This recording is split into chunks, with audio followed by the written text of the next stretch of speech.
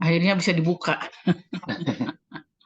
Tadi ini susah dari jam Assalamualaikum. 8 kurang saya coba-coba masuk, nggak bisa masuk. Yang lain gimana? Bisa masuk tapi mudah. Bisa Bu, alhamdulillah sudah Bu. Alhamdulillah, saya susah sekali masuk. Alhamdulillah. Ya aduh, alhamdulillah tapi udah bisa masuk ya. Gimana, sehat-sehat semua? Alhamdulillah Bu Alhamdulillah Dokter. sehat Bu. Alhamdulillah ya sehat, mudah-mudahan lah. Ini sudah mulai musim penghujan, sudah mulai apa namanya penyakit berdatangan ya, batuk lah apalah, mudah-mudahan tidak ada yang kena ya. Hari ini kita akan memberikan materi baru, tapi sebelumnya seperti biasa ya saya minta ada yang tampil, ada yang mau tampil, nyoba tampil, silakan. Kemarin Saya Pak mau. Yana Bu yang mau tampil tuh yang dia mau tampil cuma kehabisan waktu. Apa Yananya udah masuk belum ya? Pak Yana, ayah Pak Yana. Kita sampai jam berapa ya? Ini kan baru jam 8.20. Kalau di perkuliahan nanti jam 10 itu ada lagi dengan Dokter Ujang Bu. Oh, jam 10 ya. Jadi Ya. sekarang itu jam 8.20 masih ada waktu lah ya. 8.20 ya. Ya. Kalau Pak Yana tidak ada, mungkin teman-teman yang lain ada. Kalau tidak ada yang Ada update tidak? gitu. Tapi sudah mulai disusun itunya proposalnya. Kalau untuk saya Bu, alhamdulillah ini sudah ada purwarupa, hanya ingin direview aja karena baru mencoba gitu.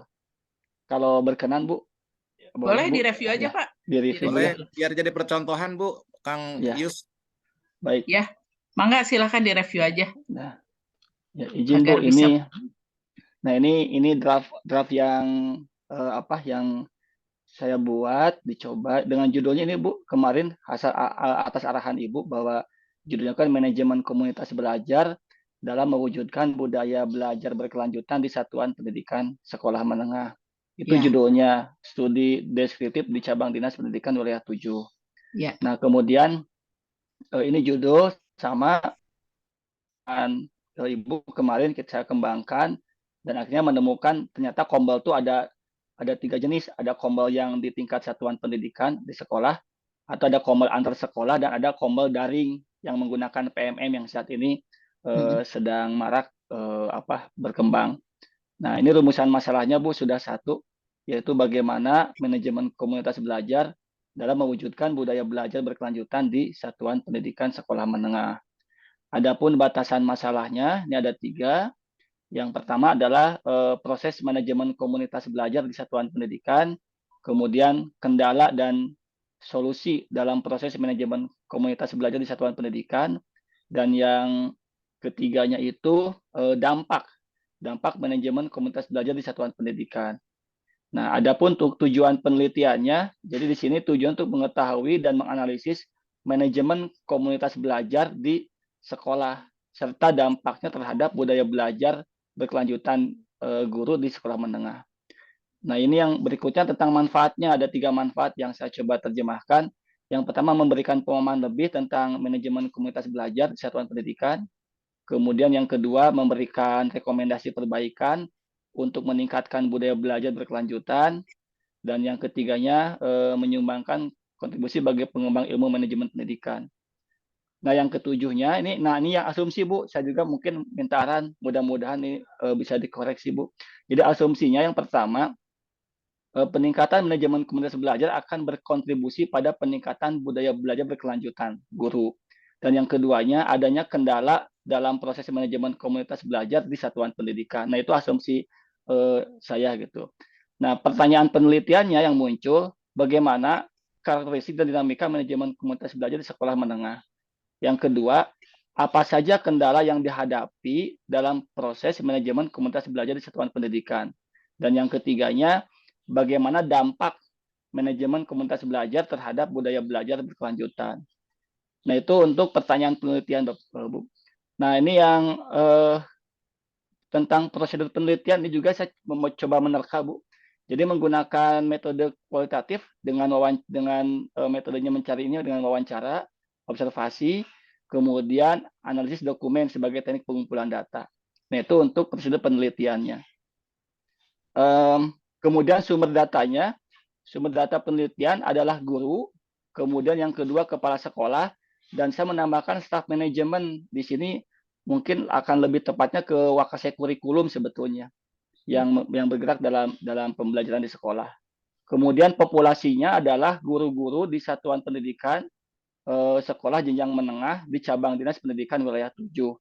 Adapun sampelnya ini yang akan dilakukan adalah menggunakan purposive sampling. Jadi sampling yang sudah ada tujuannya, jadi sudah ditentukan yang terkait dengan kajian yang akan diteliti.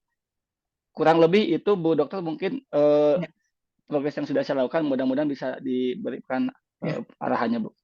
Ya, bagus. Bagus ya Pak ya.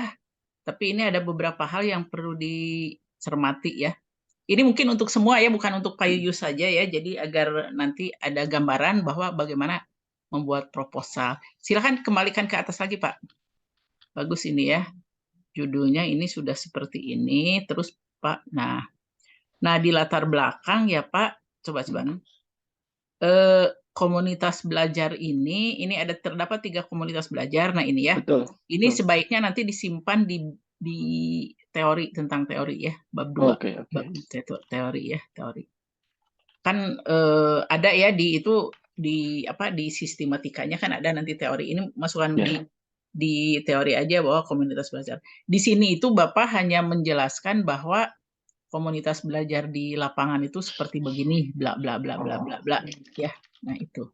Jadi latar belakang masalah itu apa yang melatar belakangi Bapak melakukan penelitian ya. Oke, nah, baik. Kemudian ini di teori ada ya, di itu juga ada kan di proposal ya, teori. Ya. Kemudian berikutnya rumusan masalah. Nah, ini rumusan masalah ini harus dijelaskan dengan menggunakan pendekatan sistem ya, input, proses, output. Itu yang digunakan di Uninus ya. Jadi nanti rumusan masalah adalah ini bisa terjadi karena adanya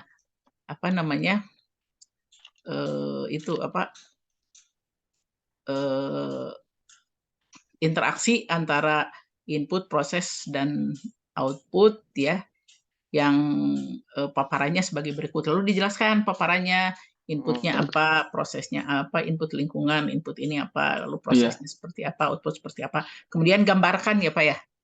Oke, baik. Jadi tidak langsung ke dalam bentuk pertanyaan, Bu Dokter ya? Ada nggak narasinya apa-apa, di ya? atasnya begini. Jadi masalah penelitian ini didasarkan pada rumusan masalah. Jadi berdasarkan latar belakang di atas, maka penelitian ini didasarkan pada rumusan masalah sebagai berikut. Baik. Nah, bila diuraikan lebih jauh,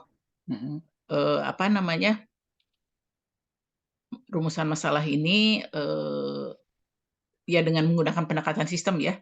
Bila diuraikan lebih jauh dengan menggunakan pendekatan sistem, maka rumusan masalah ini seperti berikut. Nah, lalu jelaskan oleh Bapak inputnya apa, proses apa, input lingkungan, input instrumental, lalu outputnya apa. Kemudian selesai itu digambarkan, atau bisa digambarkan dulu kemudian dijelaskan gitu. Antara dua aja itu ya.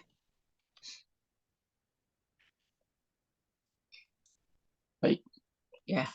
Ini batasan masalah prosesnya ya. Proses manajemennya. Kendala bolehlah disimpan di sini. Nah, tujuan penelitian harus sama dengan pertanyaan penelitian. Ya. Baik. Jadi tujuan penelitian ini kalau bicara proses tidak bicara karakteristik. Ya, dalam pertanyaan kan ada karakteristik. Ya. Kalau proses apa yang ditanyakan? Proses manajemen. Ya, jadi yang tadi Bu, yang planning, organizing, sampai pada itu. Nah, itu ya. Jadi tujuan penelitian ini adalah untuk mendeskripsikan dan menganalisis. Ini ingat ya, karena S2 ada analisis, tidak hanya menggambarkan saja. Jadi untuk mendeskripsikan dan menganalisis ya tujuan penelitian itu. Aspek-aspek sebagai berikut. 1 misalkan ya. Itu tadi apa? Perencanaan dulu ya. Ya, perencanaan. Perencanaan. Dalam proses manajemen Bu ya. Ketiga evaluasi. Ada pengawasan nggak? Kalau ada pengawasan ada Bu. Perencanaan, pelaksanaan, evaluasi, lalu kendala dan dampak. Nah, itu ya. Jadi ada 5, 6 mungkin ya. Jadi 6. Kalau pembatasan masalah kan bisa dirangkum jadi satu ya. Mhm. Jadi tujuan itu seperti itu, Pak. Baik, Ya, baik. Jadi harus sama satu dengan ini Bu ya, harus sama dengan rumusannya Bu ya. rumusan enggak, Menjawab tujuan rumusan. penelitian itu iya pembatasan Oh, masalah. pembatasan ya. Pembatasan masalah kan proses ya. Ya. Jadi berarti di tujuan penelitian itu satu perencanaan. Nah, kalau di sana kan dirangkum jadi satu proses. Tapi di sini dijabarkan satu misalkan perencanaan perencanaan tentang apa? Perencanaan yang dilakukan komunitas belajar ya dalam rangka meningkatkan apa gitu ya. Lalu kedua, pelaksanaan. Ketiga, evaluasi. Atau apa itu dulu pengawasan. Ketiga, keempat evaluasi. Kelima, ini apa kendala dan solusi ya. Keenam, dampak. Ya, jadi ada 6 nanti ya. Baik, ya. Nah, Perencanaan, pelaksanaan. Ya, pengawasan mungkin ya. Ya. Evaluasi, lalu kendala dan solusi serta dampak ya. Nah, itu. Nah, ini kita menjabarkan dari tadi pembatasan masalah, kita jabarkan pembatasan masalah ya. Nah, nanti kalau di sini kalimat apa ya? Kalimat biasa, tapi di pertanyaan dibuat pertanyaan. Ya, jadi bagaimana perencanaan baik. bla bla bla bla. Jadi tujuan dengan perencanaan itu harus sama. Ya. Nanti ini dalam penulisannya nanti tujuan perencanaan. Lalu dalam bab 4 ya, gambaran hasil penelitian, ada interpretasi, ada pembahasan, kemudian terakhir di kesimpulan itu harus sama semua. Karena satu benang merah, satu alur gitu ya. Kita kan meneliti itu tujuannya adalah untuk memperoleh data tentang apa yang kita inginkan ini ya, yang 6 ini. Jadi pertanyaannya juga ini, lalu nanti pengumpulan data di lapangan itu hasilnya itu berdasarkan ini ya. Lalu kesimpulannya juga nanti berdasarkan ini gitu ya tetap. Jadi tidak kemana-mana ya. Ya. Nah kemudian berikutnya Pak. Nah ini manfaat penelitian itu ada beberapa ya. Misalkan untuk pengembangan ilmu pengetahuan, untuk praktisi di lapangan ya, pelaksana di lapangan. Kemudian juga mungkin untuk penelitian berikutnya, barangkali ada yang mau meneliti ya, ada yang mau meneliti. Nah, kemudian asumsi ini harusnya agak panjang ya, Pak. Asumsi ini. Nah, asumsi ini harus agak panjang. Jadi Bapak meneliti ini dasarnya apa? Misalkan Bapak berpikir ini, peningkatan manajemen kualitas belajar akan berkontribusi pada peningkatan ini. Ini diperkuat oleh misalkan pendapat dari siapa bahwa kegiatan pembelajaran itu bla bla bla bla bla apa ya, kaitkan dengan kegiatan pembelajaran apa ya dengan penelitian. Baik. Kemudian pertanyaan penelitian, nah tadi ya tujuan itu ditanyakan. Coba ke bawah lagi Pak. Prosedur. Nah ini penelitian ini menggunakan pendekatan kualitatif dengan metode deskriptif. Nah, jadi pendekatan kualitatif ya, dengan metode deskriptif ya. Wawancara itu adalah alat pengumpul data, teknik pengumpulan data menggunakan wawancara ini, ya. Nanti seperti itu ya. Kemudian sumber data. Nah, ini tidak ada populasi, Pak. Sudah saja sumber data cukup. Tidak ada populasi dan sampel. Kemarin kan saya sudah jelaskan. Oh iya, saya lupa. Betul, bahwa betul. Kuantitatif itu tidak ada populasi, betul. hanya ada situasi sosial ya. Baik. Nah, udah jadi nah gitu aja. Oke. Nah, jadi sumber datanya siapa? Ya. Misalkan ini yang mau diteliti gurunya. Gurunya. Nah, misalkan sumber datanya kan itu ada di sekolah. Ya, di sekolah. Artinya ada kepala sekolah, pengawas di ini enggak diminta. Nah, saya baru keidean juga, Bu. Nampaknya pengawas perlu juga, Bu. Karena ada Iya, peran biasanya, karena Bu. kan yang membina ya, Ya, membina pengawas itu. pembina, betul. Ya, ada pembina, ada pengawas, ada kepala sekolah, kemudian guru, beberapa orang Ya, guru ya yang betul. kira-kira ini ya. Nah, itu jadi. Nah, seperti itu ya. Jadi gurunya dipilih aja beberapa yang kira-kira bisa memberikan informasi yang jelas tentang itu ya. Tapi jangan hanya satu ya, Pak ya. Iya, baik. Karena mereka yang melaksanakan. Jadi seperti itu ya. Jadi nanti saya beri contoh inilah apa tesis yang saya bimbing. Jadi bisa dilihat di sana lah seperti apa gitu ya. Jadi ada gambaran gitu ya, ada gambaran. Nanti saya kirimkan dah ya. Oh iya, terima kasih Bu. Iya, iya. Iya. Nah, jadi Ya, sudah, seperti Bu, itu ya cuma Pak itu ya. aja. Baik. Ya. Nuhun, Bu Dokter, atas ininya, reviewnya. Ya, di review ya. Jadi ini pada dasarnya sudah bagus, cuma karena memang belum paham ya. Jadi ada beberapa yang harus diluruskan gitu ya. Ya, alhamdulillah kita sudah bisa sampai di sini ya. Kita tepuk tangan lah untuk Pak Yuyus ya. Alhamdulillah, nuhun. Yang lain siapa Ya. lagi? Ada lagi yang mau nyoba? Silakan. Saya, Bu. Izin. Siapa? Pak Erwin? Ya, Bu. Silakan Pak Erwin. Baik. Ya. Sebentar, Bu.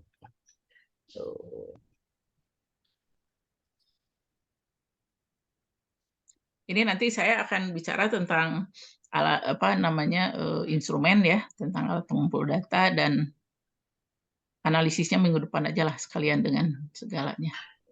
Ya.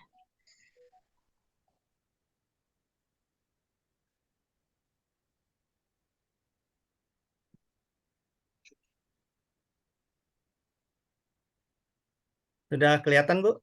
Sudah ada. Ya. Bismillahirrahmanirrahim.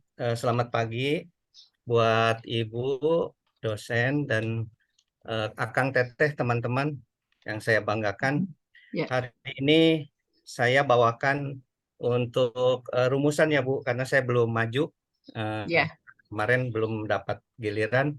Sekarang saya akan bawakan perihal ini, yaitu dimulai karena waktu awal, Bu, saya tidak persiapkan secara desain untuk pengajuan, tapi baru kontennya aja ya, Bu, nggak apa-apa ya, Bu, karena itu di tugas kelima langsung saya kirim gitu, Bu. Oh. Jadi apa adanya. Iya, belum. Iya. Karena kan itu cuma satu kali, Bu, kalau dikirim lagi itu ketimpa kan, Bu. Oh, iya. Di letaranya gitu. Baik. Oh, nggak bisa tiap ini pertemuan dimasukkan kan biasanya bisa tiap pertemuan. Misalnya di pertemuan 5 saya ada koreksi, saya bikin lagi, saya masukin lagi, itu ketimpa, Bu. Iya. Gitu. Kan ini per pertemuan. Iya, per pertemuan. Jadi berlaku sekali kan, Bu ya? Iya. Ya, jadi apa adanya dulu, nanti perbaikannya saya susulkan. Ya. Baik, Bu, saya bawa dari latar belakang dulu, yaitu karena saya beda dengan teman-teman, saya lebih ke vokasi, Bu, dalam pengertian non-formal, vokasi non-formal, yang selama ini saya bergerak di pegiat sosial kemasyarakatan, Bu, dalam hal ini ke UMKM, Bu. Jadi fokus kajiannya ke UMKM, tidak ke lembaga. Gitu. Nggak apa-apa, Pak. Kan ini manajemen pendidikan itu untuk pendidikan formal, non-formal, informal sebetulnya ya. Karena dalam undang-undang kan gitu ya. Ya. Hanya formal. Ini saya bawakan yang terkait usaha mikro, UMKM, usaha mikro, kecil dan menengah. Pada latar belakang masalah, dimulai dengan usaha mikro dan kecil pada pelaku usaha di masyarakat Indonesia pada saat ini sedang terus-menerus digaungkan oleh pemerintah, baik pemerintah pusat maupun pemerintah daerah, dan mendapat perhatian yang sangat besar. Hal Erwin, ini belum tampil, Pak Erwin. Ya, belum bisa kelihatan. Dibuka? Nggak kelihatan? Belum dibuka? Oh, belum dibuka. Sebentar. Ya, share screen-nya coba ke doc. Share screen. Sebentar. Udah masuk ya? Belum dibuka. You screen sharing di sini udah masuk ya, Bu? Sebentar. Yang tampilnya tampilan file Explore-nya, Pak Erwin, masih file. Oh, sebentar. Di stop share screen dulu, nanti di share ke dokumennya. Ya, baru pindahin ke dokumen ya? Ya. Sebentar, berarti ini dikecilin dulu. Terima kasih nih di info. Tadi udah kepedean ngomong aja. Sekarang keterima nggak, Bu? Masih Belum, belum? belum ada. Sebentar. Gimana caranya ya? Ini tadi udah masuk. Dibuka aja dulu file dokumennya, Pak Erwin. Iya, file dokumennya dibuka dulu. File dokumen. Udah nih masuk. Nah, lalu di share screen, buka Share. Zoom-nya, kemudian share screen, arahkan ke file dokumennya. Oke. Di full screen. Kemudian buka. Ya, Masuk ke. dipilih untuk tampilan Oke. Word-nya ya. Oke. Share ya langsung ya. Ya. Oke. Apakah sudah muncul? Nah, sudah. Alhamdulillah. Judulnya Bentar, belum ada, Pak? belum. Di bawah Bu nanti. Ya, Di bawah. ya. Kan Oke. sesuai di awal arahan Ibu, kita ngomongin masalah dulu dah. Ya. Baru kita cari barangkali nanti ada perubahan-perubahan di lapangan kan Bu ya. Jadi saya ikuti arahan Ibu. Ya. Nah, tadi sampai mana ya? Nah, kita mulai lagi deh. Latar belakang masalah bahwa usaha mikro dan kecil pada pelaku usaha di masyarakat Indonesia pada saat ini sedang terus-menerus digaungkan oleh pemerintah, baik pemerintah pusat ataupun pemerintah daerah, dan mendapat perhatian yang sangat besar. Hal ini disebabkan karena pelaku usaha mikro dan kecil adalah penyangga ekonomi real dan penyumbang kontribusi terbesar dari sisi ekonomi di samping peran-peran sektor usaha lain seperti migas, perkebunan, pertanian, dan lainnya di Indonesia. Kontribusi pelaku ekonomi di sektor real ini terutama dapat membuktikan perannya di saat ekonomi global sedang dilanda krisis dan pada saat musibah COVID-19 melanda dunia hingga sekarang. Latar belakang penelitian tentang pengembangan usaha mikro kecil ini pun menjadi perhatian penulis untuk mengkaji dan meneliti sejauh mana kontribusinya pada wilayah yang lebih kecil. Jadi sekupannya saya ke wilayah yang lebih kecil, Bu, yaitu di Kabupaten Karawang, sebagai salah satu wilayah kabupaten di Provinsi Jawa Barat. Contohnya itu, Bu. Jadi melalui pendekatan ekonomi berbasis ekonomi lokal. Kajian ini menjadi sangat penting dan menjadi perhatian besar penulis karena bukan saja Kota Karawang sebagai pusat lumbung padi nasional, tetapi juga sebagai daerah yang banyak menghasilkan para pelaku usaha ekonomi berskala mikro dan kecil yang kita sebut dengan UMKM. Kabupaten Karawang dikenal dengan salah satu daerah di Indonesia yang memiliki potensi besar dalam sektor pertanian, industri, dan perdagangan. Memiliki banyak UMKM yang berkontribusi signifikan terhadap pendapatan, penyerapan tenaga kerja, dan pertumbuhan ekonomi. Namun, terdapat beberapa permasalahan yang perlu dicermati. Satu, perubahan pasar global. Kabupaten Karawang seringkali terpengaruh oleh perubahan pasar global, seperti fluktuasi harga komoditas dan persaingan global. Hal ini dapat mengganggu kelangsungan usaha UMKM di wilayah Karawang. Dua, keterbatasan akses modal. Banyak UMKM di Karawang mengalami kesulitan dalam mengakses modal yang dibutuhkan untuk mengembangkan usaha. Ini bisa menjadi hambatan utama untuk pertumbuhan mereka. Ketiga, rendahnya literasi ekonomi lokal. Keterbatasan pengetahuan dan pemahaman tentang konsep ekonomi lokal dapat menghambat UMKM untuk memanfaatkan potensi ekonomi di daerah Karawang. 4, keterkaitan dengan rantai pasok lokal. Rantai pasok lokal. Untuk meningkatkan daya saing, UMKM di Karawang perlu memahami cara terlibat dalam rantai pasok lokal, terutama kerjasama dengan petani, produsen, dan distributor lokal. 5, perubahan iklim dan keberlanjutan. Faktor-faktor seperti perubahan iklim dan keberlanjutan semakin penting dalam bisnis saat ini. UMKM di Karawang perlu beradaptasi untuk menghadapi tantangan ini. Rumusan masalah. Melalui pendekatan ekonomi lokal, penelitian ini bertujuan untuk mengidentifikasi solusi konkret dan strategi pengembangan yang dapat membantu UMKM di Kabupaten Karawang mengatasi masalah-masalah ini dan meningkatkan kontribusi mereka terhadap pertumbuhan ekonomi lokal serta kesejahteraan masyarakat setempat. Adapun sub masalah tersebut dapat dirumuskan sebagai berikut. 1. Sejauh mana perubahan pasar global berpengaruh terhadap UMKM Karawang? 2. Sejauh mana keterbatasan akses modal dapat berpengaruh terhadap UMKM Karawang. 3. Bagaimana rendahnya literasi ekonomi lokal berpengaruh terhadap pengetahuan dan pemahaman ekonomi lokal terhadap UMKM Karawang. 4. Sejauh mana keterkaitan rantai supply dan demand terhadap UMKM Karawang. 5. Bagaimana dengan faktor perubahan iklim dan berkelanjutan dapat berpengaruh terhadap UMKM Karawang. Kemudian bagan, rumusan masalah dengan bentuk bagan pendekatan sistem. Di sini kan input, output, dan input, proses, dan output ya Bu, yang nantinya melahirkan outcome. Satu, inputnya Kabupaten Karawang memiliki sejumlah besar UMKM yang beroperasi di berbagai sektor ekonomi. Inputnya terdapat permasalahan dalam bentuk perubahan pasar global, keterbatasan akses modal, rendahnya literasi ekonomi lokal, keterkaitan dengan rantai pasok lokal, serta perubahan iklim dan keberlanjutan yang dihadapi oleh UMKM di Kabupaten Karawang.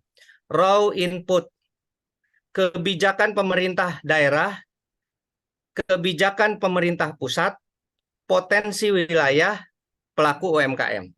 Proses, penelitian ini akan menggunakan pendekatan ekonomi lokal untuk mengidentifikasi solusi konkret dan strategi pengembangan berkelanjutan yang dapat membantu UMKM mengatasi masalah yang dihadapi.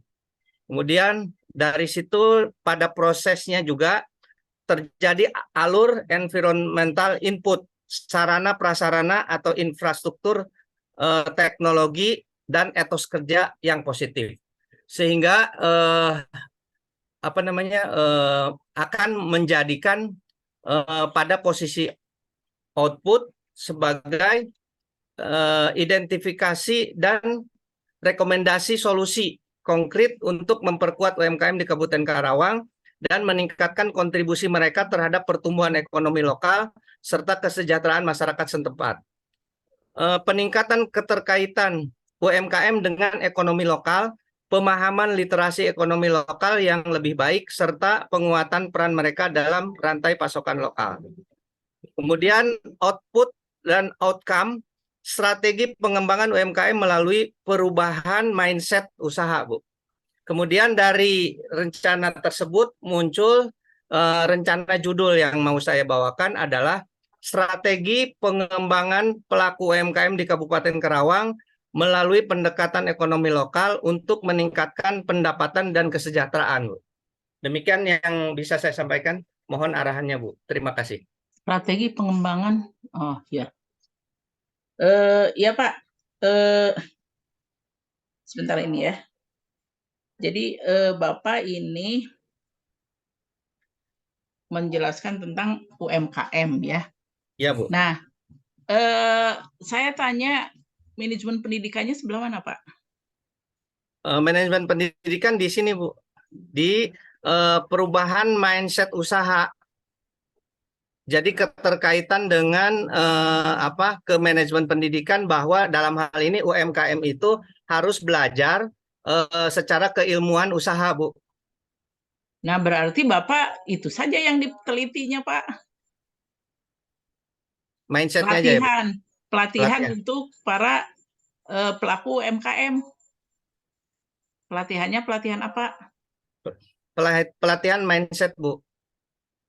Maksudnya bahwa untuk memulai usaha itu ternyata satu yang mendasari mereka itu dari mindset atau cara pola pikir mereka untuk bisa usaha, untuk menjalankan usaha. Kedua, secara keilmuan mereka harus punya, Bu. Setelah mindsetnya punya, mereka harus punya yang namanya manajemen usaha, Bu. Manajemen usaha bisa dikaitkan dengan manajemen pendidikan, yaitu secara terkonsep dalam kegiatan-kegiatan apa sih kalau mau memulai, misalnya setelah mindsetnya punya, dia harus misalnya memikirkan tentang proses produksi, dia harus memikirkan tentang bagaimana pemasarannya. Mungkin nanti dia harus berpikir tentang modal, bagaimana caranya dapatin modal. Karena dalam usaha itu yang menjadi tujuan untuk menghasilkan profit adalah pada sisi market atau pasarnya, Bu. Ya, berarti di Jadi manajemen sini usaha, Bu. Bapak masalahnya adalah pelatihan manajemen usaha untuk meningkatkan tadi apa kompetensi UMKM, Ya. pelaku UMKM. Lebih baik Betul. begitu, Pak. Ya. Oke. Kalau Baik, Bu. pelatihan kan ada unsur edukasinya ya. Jelas Ada, Bu. gitu. Jelas Ada di sana. vokasinya, Bu. Ya. Ya, unsur-unsur edukasi, unsur pembelajaran. Ya. Jadi lebih baik begitu aja, manajemen pelatihan tadi apa? Pelatihan manajemen usaha untuk Pelatihan meningkatkan manajemen pelatihan banyak pisan manajemennya ya. Pelatihan pelatihan manajemen usaha manajemen usaha untuk meningkatkan kompetensi pelaku usaha, Bu. Nah, untuk meningkatkan kompetensi pelaku Kompetensi, UMKM ya, ya, usaha menengah, dan judul kan nggak boleh di ini ya, nggak boleh nggak boleh disingkat. singkat. Ya. Ya. Jadi pelaku Jadi lebih usaha ke pelatihan, Pak. Kalau manajemen, kalau pelatihan manajemen usaha untuk meningkatkan kompetensi pelaku UMKM, nah itu lebih pelaku UMKM, Bu. bagus ya. Ya. Nah itu aja, Pak. Jadi kelihatan bahwa ini apa namanya, ada unsur pendidikannya. Kalau ini kan kelihatannya tidak terlalu nampak ya unsur pendidikannya. Ya. Ini kelihatannya lebih ke arah ekonomi produktif gitu ya. Tapi unsur pendidikannya harus menonjol. Jadi kita ambil salah satu aja dari tadi yang Bapak Ya. tuju. Poin-poin rumuskan masalah ya, Bu ya. Ya, salah satu. Nah, Ya. nanti latar belakangnya Bapak jelaskan apa yang menyebabkan diperlukannya tadi pelatihan. Nah, mungkin tadi ya masih adanya kurang mampuan dari pelaku UMKM itu bla bla bla bla. Jelaskan itu masalah di lapangannya. Baik, Bu. Ya. Baik. Ya, Baru ya. nanti dirumuskan, kemudian dibatasi ya, dan seterusnya gitu ya. Oke. Ya, bagus ini ya. Jadi pelatihan ngambilnya, Pak. Baik. Terima kasih ya, Bu, atas sarannya. Ya. Mangga, sama-sama, Pak. Ya. Enggak. Ya, kita kasih tepuk tangan untuk Bapak ini ya. Ya. Baguslah, tinggal dikembangkan aja ya, Pak ya. Jadi judulnya itu aja, judulnya Baik, tentang Bu. pelatihan Baik, ya. Bu. Oke. Ada lagi yang lain? Barangkali ada yang ini tolong ditutup dulu ya, Pak. Oh iya. Ya. Siap. Yang lain ada lagi yang mau nyoba? Silakan. Ibu-ibu siapa lagi? Di samping kemarin Ibu Rita udah ya. Sekarang siapa lagi yang belum? Yang mau ibu-ibunya? Silakan. Ada yang mau nyoba? Atau bapak-bapak? Jangan khawatir ya, karena nanti pun pasti kita harus diskusi bersama gitu ya. Harus diskusi apa antar mahasiswa dengan saya lah, berdua gitu lah ya. Nanti diskusi berdua. Jadi mungkin nanti ya kita kan pertemuan ini materi itu paling tinggal 1 atau 2 pertemuan lagi dengan ini ya. Nanti selanjutnya kita ini aja diskusi atau konsultasi ya tentang desain, konsultasi tentang desain ya. Cuma ya harus paham dulu bagaimana desain penelitiannya. Ada yang akan bertanya lagi, silakan. Atau yang akan memunculkan lagi? Pak Yana, kemarin Pak Yana mau kemarin tuh ya? Pak Yana Ini mau Pak, nyoba? di laptop 1 bahannya terkunci, Walah. jadi susah masuk. Ini laptop 2. Padahal saya tuh ingin bertanya dari yang kemarin, jadi asal kumaha nggak ada bahan. Tapi yang perlu sampaikan, penelitian saya itu ini Bu tentang studi deskriptif yang pemanfaatan raport pendidikan di SMA negeri dan swasta wilayah Bandung Timur begitu Bu. Jadi Untuk seperti apa? apa pemanfaatan di swasta, di negeri seperti apa, dan bagaimana mereka memanfaatkan raport pendidikan itu untuk peningkatan mutu di masing-masing Oh ya, sekolah bagus gitu. itu, bagus ya. Pemanfaatan raport pendidikan untuk peningkatan mutu ya. Ya. Jadi nanti Jadi kan kita lihatnya seperti apa nanti ya di manajemennya seperti apa di mana gitu ya nanti. ya, Bu. Ya. Nah ini jangan lupa ya dalam pembuatan bagan itu yang dimasukkan dalam input raw input ya, input mentah itu adalah pihak yang akan kita telitinya siapa gitu ya. Kalau misalkan seperti tadi Pak Yuyus guru, jadi guru kan di situ ya, guru. Nah seperti Pak Erwin, mungkin Pak Erwin ingin lihat si peserta pelatihannya ya. Iya, Nah jadi peserta pelatihan itu di situ, peserta iya. pelatihan. Kalau Pak Yuyus kan gurunya, kalau ini peserta pelatihan. Bisa saja ya Pak Ah, Yuyus juga kalau misalkan mau melihat pengawasnya bagaimana membinanya bisa itu yang diteliti pengawas, jadi di raw inputnya pengawas.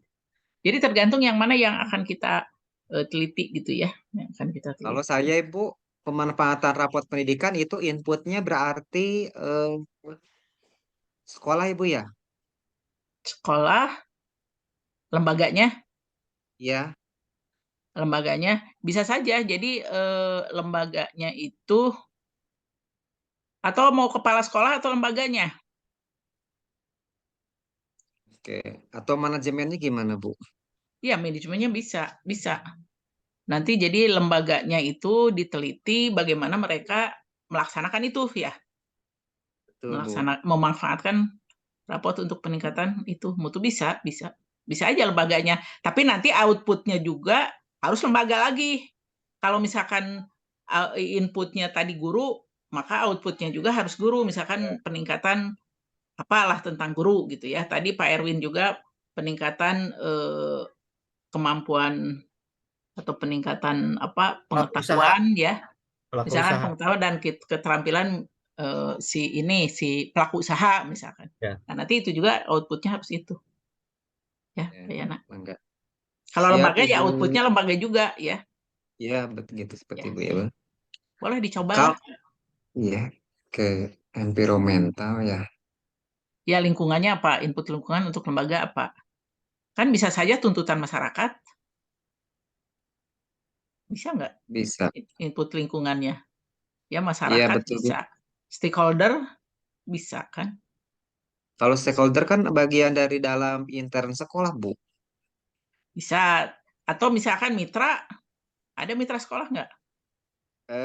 Mitra paling apa ya? Kayak masyarakat, Atau pemerintah apa juga itu? kan? Masyarakat, Pakar pendidikan. pemerintah, dinas pendidikan kan? Oh, dinas pendidikan bisa ya, Bu ya? Iya, pemerintah. Jadi Iya. masyarakat, pemerintah, terus siapa lagi ya input lingkungannya. Orang Pokoknya tua, Bu. pihak-pihak yang berpengaruh tapi tidak bisa kita kendalikan. Nah, itu input Ya, lingkungan itu ya. betul Kuncinya Ibu. itulah, kuncinya Ya, itu siap, Bu. untuk Ya, mencari ya. Masyarakat kan tidak bisa kita kendalikan. tidak Mereka bisa, Bu. menuntut pendidikan berkualitas, tapi kan kita tidak bisa mengendalikan. Mereka punya pemikiran sendiri. Pemerintah juga apalagi ya. Mereka yang mengendalikan kita, malah bukan kita yang mengendalikan mereka ya. Iya, Bu. Ya, ya bisa seperti itu. Ada yang akan bertanya lagi, Bang? Silakan. Sebelum saya lanjut pada ini berikutnya. Bu Winda, mau Bu Winda? Ibu, abdi panginten, Bu. Mangga, Pak Cecep, silakan Pak Cecep. Yes. Biasa screen share-nya. Screen share biasa. Jadi jangan khawatir Pak, ini kita kan belajar ya. Ada salah-salah itu jangan jadi ngedrop gitu ya. Sebentar. Udah kelihatan ya, Bu ya? Sudah. Pak Cecep. Sudah kelihatan. Oke. Ya. Baik, Bu, terima kasih waktunya. Saya ingin menyampaikan draft ya, Bu. Ini karena masih jauh lah dari kalau dibandingkan dengan Pak Yuyus tadi ya. Nah, saya hampir sama, Bu, dengan Pak Yuyus. Saya di sini menitik beratkan pada komunitas belajar, Bu.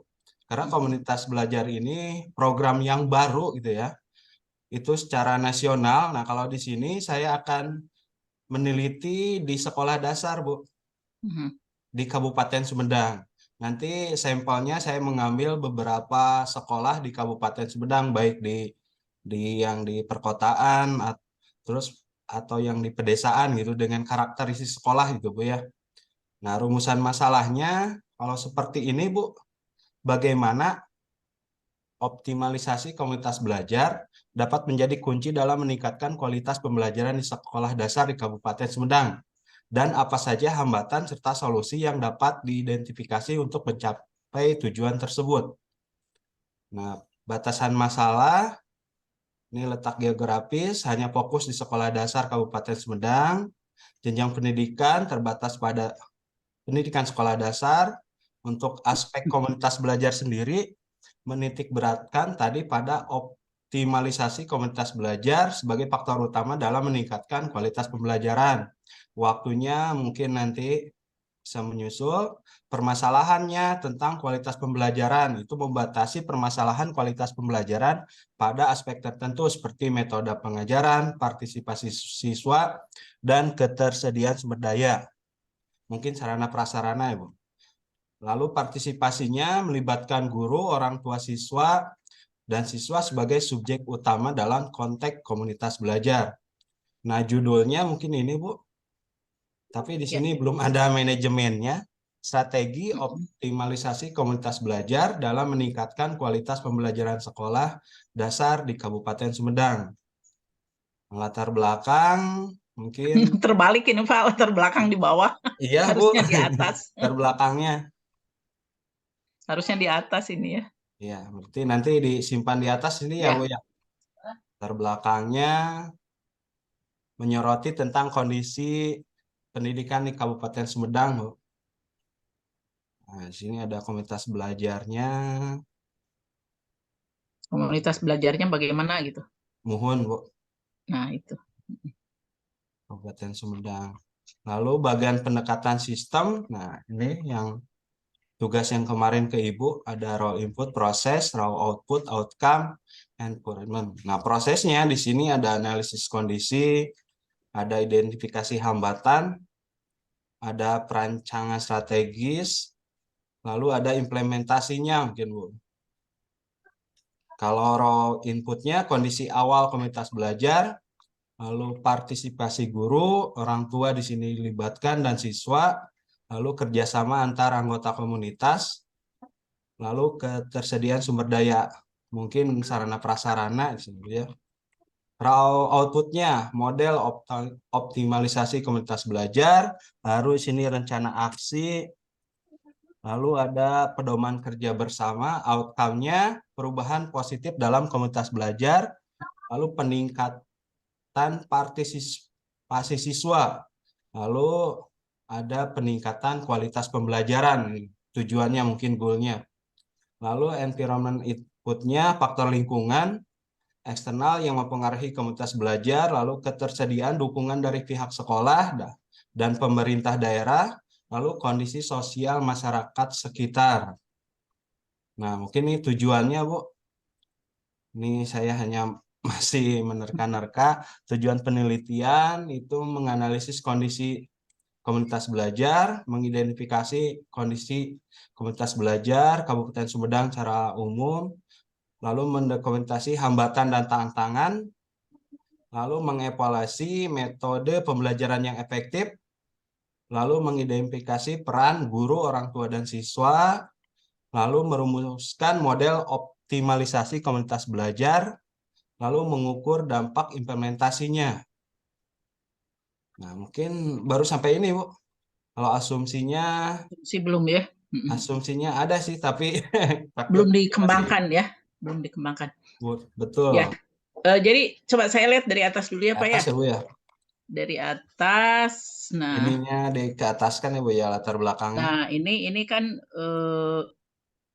latar belakang itu harus jelas dulu ya, Pak ya.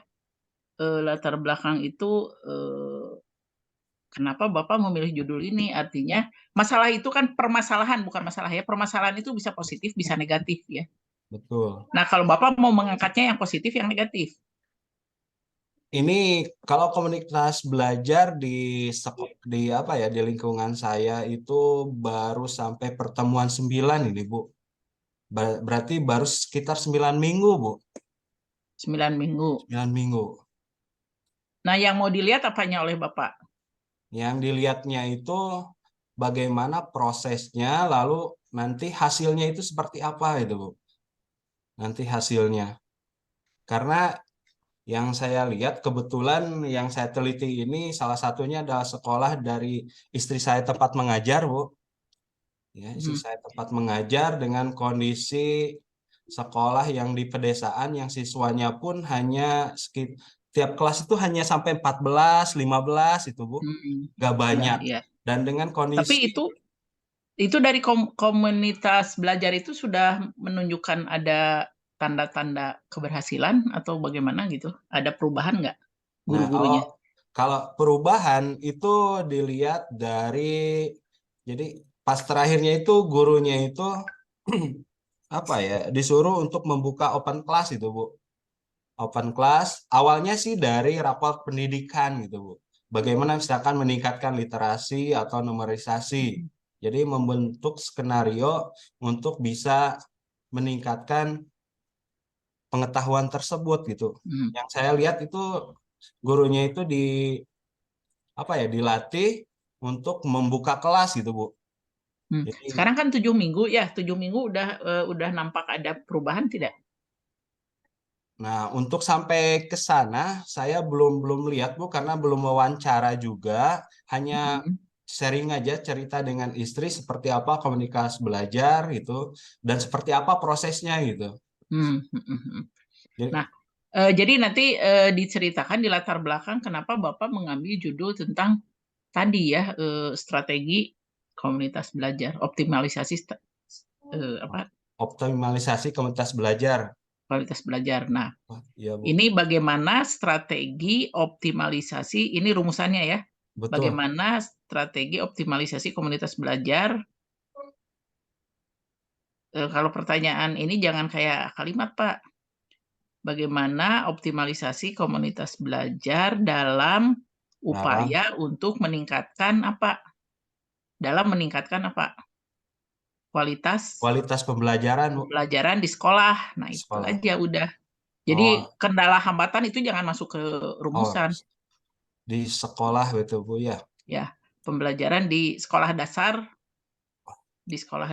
ya, misalkan di sekolah dasar. Nah, itu ya. Nah, masalahnya dibatasi pada ini kemana-mana Pak ininya Pak. Iya, ini masih umum Bu. Masih. Jadi masalahnya mau dibatasinya kemana? Bapak mau melihatnya strategi mereka. Betul Bu, berarti lihat prosesnya ya Bu ya.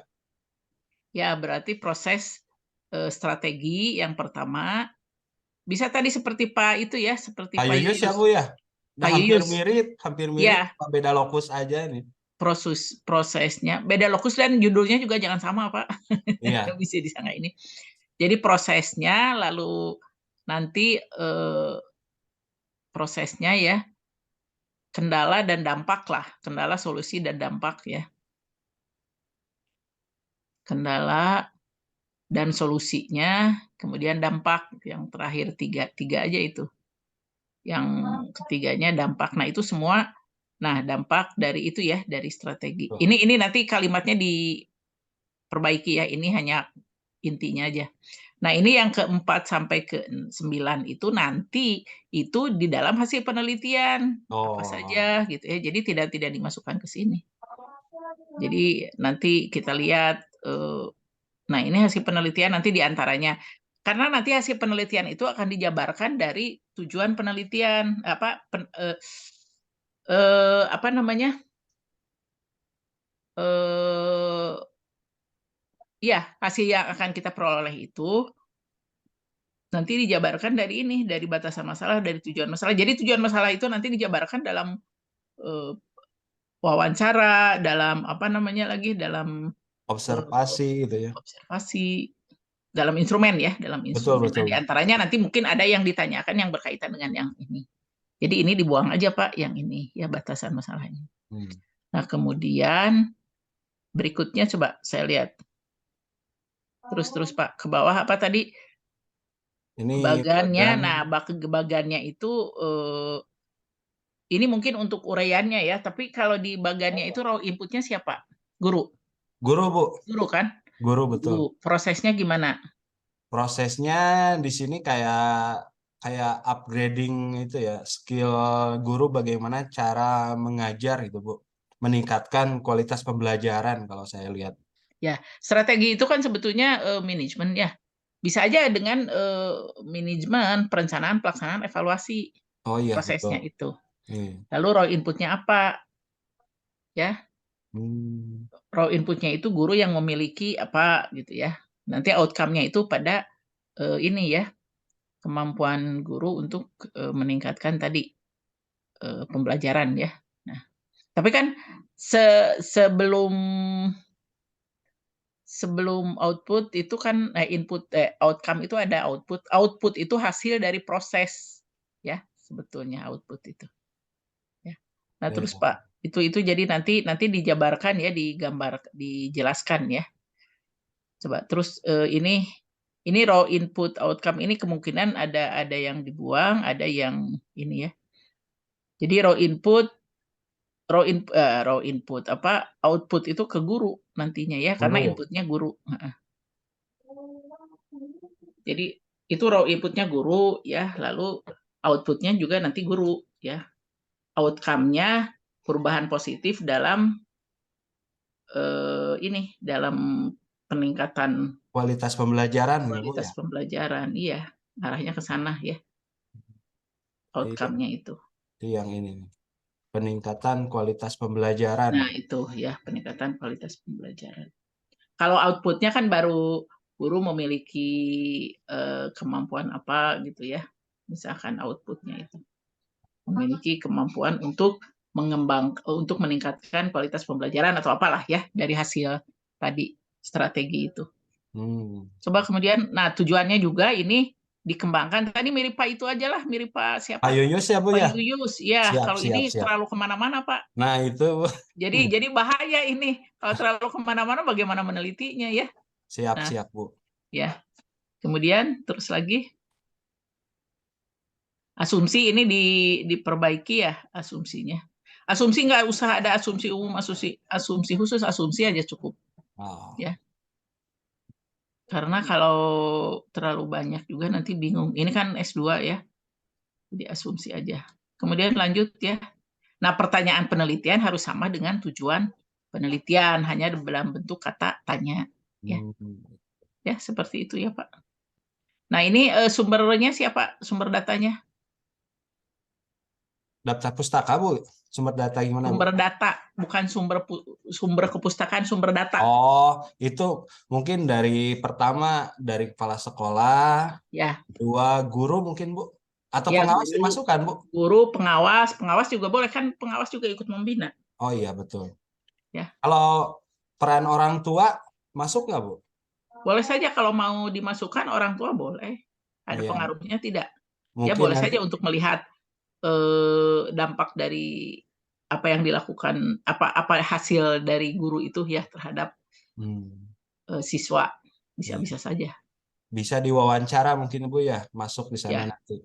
Beberapa orang aja, nggak usah banyak ya. Yang kira-kira bisa memberikan informasi yang akurat gitu ya. Betul. Karena kan ada orang tua yang bertindak sebagai guru juga itu, Bu. Tapi jangan yang orang tuanya guru di sekolah gitu? itu. Lebih baik orang tua yang memang paham gitu ya dengan kegiatan sekolah. Mungkin dari apa bisa diambil Komite nggak mungkin ya? Dari itu komite sekolah bisa diambil nggak? Iya, komite sekolah mungkin, Bu. Nah, bisa diambil dari komite sekolah yang siapa yang kira-kira bisa ini gitu ya, memberikan informasi yang betul. jelas tentang pelaksanaan ini. Siap. Kelompok pembelajaran ini ya, komunitas belajar ini. Ya. Siap. Ini mirip punya Pak Yuyus lah. Mirip, Bu. Nggak apa-apalah. Asal judulnya jangan sama. Oh, enggak, beda, Bu, judulnya. Dan latar belakangnya juga jangan sama. Nanti kan dalam prosesnya itu tidak sama ya. Dalam prosesnya itu kan tidak sama. Ada Pak Yuyus itu mungkin menekankannya lebih kemana, Bapak lebih kemana ya. Siap. Terima kasih, Bu Dokter. Ya, mangga. Ya, kita kasih tepuk tangan buat Pak siapa nih? Pak siapa? Tadi lupa namanya. Pak Cecep, Bu. Pak Cecep. Nah, soalnya Pak Cecep SMAN 1 Cimalaka Mukanya nggak ada kok Pak Cecep. Jadi Mukanya kalau di sekolah itu belum terbentuk kombel, Bu, sekolah saya itu. enggak, ini muka Pak Cecepnya tidak ada. Oh. Nah, Kak Siri ya ini nama ya, kelihatan Pak Cecep. Siap. Nah, itu Atur jadi nuhun, jelas Bu. ya. Ya, mangga. Coba dari sebelum saya lanjut ya, dari apa yang telah kita diskusikan dari pertemuan pertama sampai sekarang, apa kira-kira yang jadi kendala? Ini sebelum saya masuk ke materi berikutnya ya, kira-kira yang jadi kendala apa? Karena kalau saya lihat ada beberapa yang kesulitan di dalam mengaitkan antara latar belakang masalah dengan rumusan masalah, dengan tujuan dan pertanyaan. Ya. Rumusan masalah dengan tujuan itu, rumusan dengan batasan itu harus ada keterkaitan, batasan dengan Rumusan dengan tujuan batas. dan ya. Kemarin kan sudah saya berikan ya itunya kan, apa namanya, PPT-nya. Sudah yang di litera itu ya, Bu ya? Enggak, sudah saya kirimkan kok di litera gitu. Iya. Kalau nggak saya Belum, Bu. kirimkan tentang apa? Tentang apa, Bu? Tentang bagaimana membuat tujuan, bagaimana membuat perumusan masalah, pembatasan masalah, tujuan. Kalau nggak salah udah dikirimkan ya. Sudah, Bu. Nah, itu aja pelajari ya. Sudah, Bu. Sudah. Nah, itu bagaimana Sudah. cara mengembangkannya gitu. Jadi nggak kemana-mana ya. Karena kalau nggak kemana-mana nanti bahaya, Bapak menelitinya juga jadi bingung, nggak fokus gitu ya, nggak fokus. Ya, jadi itu dari sana aja lihat bagaimana cara mengembangkannya ya. Memang perlu latihan ya, nggak apa-apa. Sekali-sekali salah nggak apa-apa lah, nanti kan lama-lama jadi terbiasa ya. Ya baiklah, ini waktunya ya kita coba. Saya akan memberikan tentang ini ya, tentang instrumen ya, instrumen. Nah ini share ya. Nah, instrumen dan teknik pengumpulan data ya. Nah, di dalam penelitian kualitatif itu, teknik pengumpulan datanya itu tidak sama dengan di kuantitatif ya. Mungkin kuantitatif ada yang sama dengan kualitatif, tapi di kualitatif tidak sama dengan kuantitatif. Ya ada yang sama, tapi ada yang perbedaannya jelas ya. Tidak ada. Nah, di sini dalam penelitian kualitatif itu, instrumen penelitian itu adalah si peneliti itu sendiri ya. Kalau di dalam kuantitatif kan kita menggunakan angket ya, itu instrumen itu diantaranya angket ya, observasi, dokumentasi. Nah, tapi kalau dalam penelitian kualitatif, instrumen pengumpulan data atau instrumen pengumpulan data itu adalah si peneliti itu sendiri, sehingga disebut human instrumen. Kenapa demikian? Karena kita sudah jelas kemarin ya mendiskusikan bahwa dalam penelitian kualitatif itu masalah itu bisa saja di lapangan itu berubah tergantung dari apa yang kita peroleh sebelumnya. Mungkin sebelumnya seperti tadi Pak Yana atau siapa yang baru tanya-tanya ke istrinya gitu ya.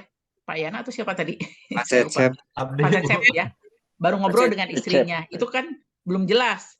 Hanya menurut apa yang disampaikan oleh istrinya. Tapi secara keseluruhan kan belum ya, belum paham.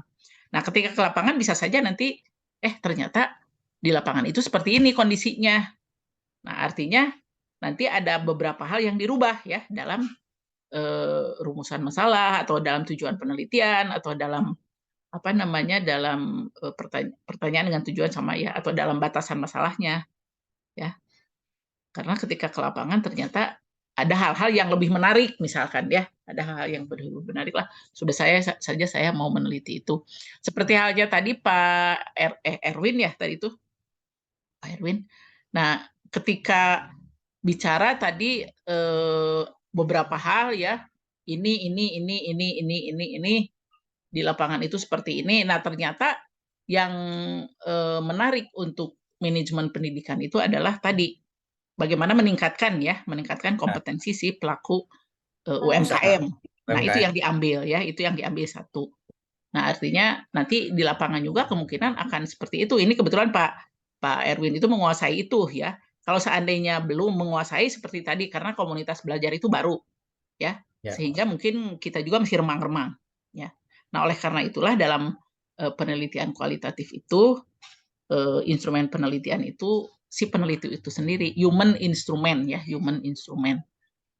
Nanti kalaupun ada pedoman wawancara, pedoman observasi atau pedoman dokumentasi itu hanya untuk membantu peneliti agar nanti pertanyaannya itu tidak kemana-mana. Atau kalaupun ada tambahan-tambahan itu sebelumnya sudah ada guide-nya ya, sudah ada petunjuknya ini yang harus ditanyakan. Nanti di lapangan juga bisa berkembang itu ya, berkembang. Nah di sini makanya kenapa si peneliti itu juga harus memahami beberapa teori atau konsep. Nah, dalam penelitian kualitatif, konsep dan teori itu bukan untuk diuji, tapi untuk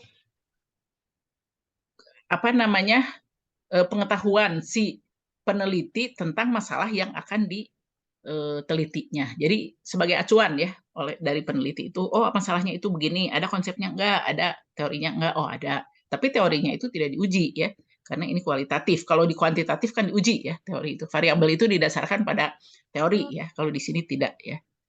Nah, oleh karena itu maka di sini yang mempengaruhi kualitas data hasil penelitian itu kualitas instrumen penelitian dan kualitas pengumpulan data. Kualitas instrumen penelitian itu tergantung dari si peneliti. Ini human instrument itu peneliti ya, ini peneliti. Jadi tergantung dari peneliti itu sendiri. Apakah peneliti itu cukup cerdik atau cukup luas pemahamannya sehingga dia bisa mengajukan pertanyaan-pertanyaan penelitian yang bisa menggali banyak data yang diperlukan sehingga terungkap semuanya. Lalu ketepatan pengambilan data dalam kualitas pengumpulan data nanti ada ketepatan pengambilan data. Nanti kita minggu depan kita belajar tentang validasi, bagaimana validasi reliabilitas ya di di kualitatif ya. Itu agak berbeda ya dengan di kuantitatif. Ya. Jadi ini harus ingat ya, peneliti itu sebagai human instrument. Nah, di sini peneliti juga kan kalau kita instrumen seperti angket itu kan harus divalidasi ya. Nah, di sini peneliti juga sebagai human instrument itu harus divalidasi. Nah, ini ya. Nah, si validasi ini terhadap pemahamannya tentang metode penelitian kualitatif ya. Jangan sampai dia itu tercampur-campur antara kualitatif dan kuantitatif ya. Jadi kalau kualitatif ya ada jalurnya khusus ya, kalau kuantitatif ada jalurnya khusus. Nanti ada yang campuran juga kuantitatif kualitatif. Tapi kalau satu persatu itu ada jalur khusus gitu ya. Jadi jangan sampai tercampur-campur dengan kuantitatif. Kemudian penguasaan wawasan terhadap bidang yang diteliti. Nah ini ya, penguasaan wawasan terhadap bidang yang diteliti itu diantaranya dia itu melakukan observasi sementara ya atau observasi awal gitu ya, atau melihat-lihat, atau tadi seperti Pak Cecep nanya-nanya ke istrinya, kemudian juga bisa baca-baca jurnal ya hasil penelitian yang kira-kira sama dengan apa yang kita teliti, yang akan kita teliti ya, atau juga dari buku-buku ataupun konsep dan teori yang ada kaitannya dengan apa yang akan kita teliti ya. Jadi ini wawasan peneliti itu harus memang betul-betul bagus ya. Jadi memang menguasai permasalahan yang diteliti. Ini untuk validasi penelitinya ya. Lalu kesiapan peneliti untuk memasuki objek penelitian secara akademis maupun logistik. Nah, untuk memasuki objek penelitian itu kan ada beberapa yang mudah, ada beberapa yang tidak mudah. Nanti kan kalau Anda ke lapangan itu kan ada surat keterangan ya dari pasca bahwa akan melakukan observasi di sana atau melakukan penelitian di sana. Ada surat keterangan. Jadi itu secara akademis maupun secara logistik gitu ya Anda itu mampu untuk menjangkau wilayah penelitian itu, mampu untuk bertemu dengan apa namanya, si sumbernya, si narasumbernya, si sumber datanya ya. Secara akademis tadi memahami jelas ya bagaimana cara apa namanya, pendekatan pada saat mau wawancara, mau observasi ataupun mau dokumentasi ya, mengumpulkan dokumen ya. Nah, ini ya. Jadi untuk validasi ini. Makanya apapun harus sebelum ke lapangan itu harus menguasai dulu teori tentang penelitian kualitatif ya, kalau mau mengambil metode kualitatif. Saya mungkin di sini hanya apa namanya, simpul-simpulnya saja. Bapak dan Ibu bisa membaca buku-buku tentang penelitian kualitatif, banyak gitu ya, banyak. Saya di sini hanya simpul-simpulnya saja. Untuk memperdalamnya silakan baca buku itu ya. Kemudian nah ini teknik pengumpulan data dapat dilihat dari bukan dati ya. Settingnya ya. Natural setting itu setting alamiah ya. Bisa di jalan, bisa di rumah saat diskusi, atau di mana terserah lah settingnya, di sekolah ya. Settingnya itu bisa macam-macam ya. Jadi settingnya tapi setting alamiah, tidak dibuat-buat settingnya. Ya, tidak dibuat-buat tapi alamiah. Kalau di kuantitatif eksperimen itu ada setting yang dibuat. Kan kalau dalam kuantitatif eksperimen itu misalkan ada kelompok yang diberi treatment, ada yang tidak ya. Nah, yang diberi treatment itu kan diciptakan ya, sementara yang tidak itu tidak diberi treatment apa-apa ya. Nah, tapi kalau di sini alamiah, ya apa adanya aja, tidak usah kita merekayasa apa-apa harus begini harus begitu, tidak, apa adanya saja ya settingnya itu. Seperti tadi di sekolah misalkan apa adanya di sekolah ya. Komunitas belajar itu apa adanya, seperti tadi Pak Erwin di apa namanya di pelatihan ya UMKM, yaitu apa adanya ketika pelatihan itu berlangsung. Jadi tidak kita rekayasa, tidak kita buat macam-macam ya, apa adanya ya, silakan. Lalu sumber datanya ada sumber data primer, sumber data sekunder. Sumber data primer itu kita tahu ya, itu dari apa namanya, orang yang langsung bertatap muka berkomunikasi dengan kita. Jadi sumber data primer misalkan tadi perlu kepala sekolah, perlu guru, langsung peneliti itu dengan gurunya bertemu ya. Langsung dengan kepala sekolahnya bertemu. Jadi dari sumber pertama data primer itu. Kalau sumber data sekunder itu bisa dari data yang pihak lain ya. Misalkan pengawas itu bisa dikatakan sumber data sekunder, bisa primer. Data primer ketika dia melakukan pembinaan, tapi ketika sekunder dia hanya mendengar informasi bahwa ini, nah itu sekunder. Atau dari dokumen, sumber data di sekunder itu ya, dari dokumen-dokumen yang ada. Karena apapun kita jangan hanya percaya pada satu sumber data ya. Kemudian teknik pengumpulan datanya, nah ini di kualitatif itu tidak ada angket. Angket itu untuk kuantitatif karena itu untuk populasi yang besar ya. Nah, ini observasi, wawancara, dokumentasi, dan ada triangulasi. Triangulasi itu gabungan dari ini ya, dari ketiga ini. Nanti saya jelaskan ya bagaimana triangulasi itu. Tapi yang jelas observasinya ini macam-macam ya, bisa observasi biasa saja, bisa observasi partisipatif, macam-macam, ini banyak observasi itu ya. Bisa dibacalah di buku-buku seperti apa observasi itu. Bisa observasi partisipatif itu artinya kita ikut di dalamnya.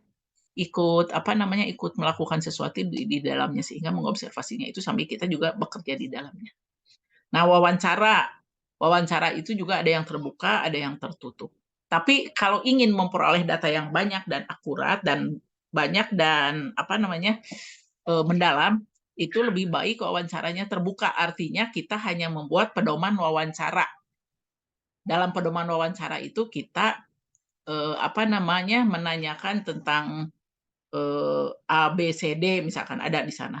Nah, tapi nanti ketika di lapangan itu mendapat jawaban yang bisa dibuat lagi pertanyaan baru, nah itu Anda bisa mengembangkan di lapangan itu. Misalkan seperti ini ya, tadi ya, komunitas belajar misalkan ya, kita wawancara pada guru. Apakah Ibu merasa puas dengan apa yang dilaksanakan oleh komunitas pembelajaran ini, atau misalkan programnya ya. Lalu si guru itu menjawab, ya merasa puas, tapi ya ada juga yang tidak puasnya. Nah, kita susul itu jawabannya. Apa yang tidak puasnya? Jelaskan. Padahal di pedoman wawancara kita hanya menanyakan tentang pendapat si ibu, kepuasan si ibu terhadap komunitas belajar. Ya, jadi kita hanya bertanya bagaimana kepuasan guru terhadap komunitas belajar. Nah, tapi ketika ditanyakan si ibu itu mengatakan, ya ada puasnya, ada tidak puasnya, ada kecewanya gitu. Nah, kita susul lagi dengan pertanyaan, kecewanya apa, Bu? Lalu kita bertanya lebih mendalam lagi. Nah, itu nanti si pertanyaan susulan kita itu bisa dimasukkan ke pedoman wawancara, ditambahkan ya, ditambah. Seperti itu. Demikian juga dokumentasi sama ya, dokumentasi juga seperti itu. Jadi apa namanya? Dikembangkan dari apa yang ada misalkan.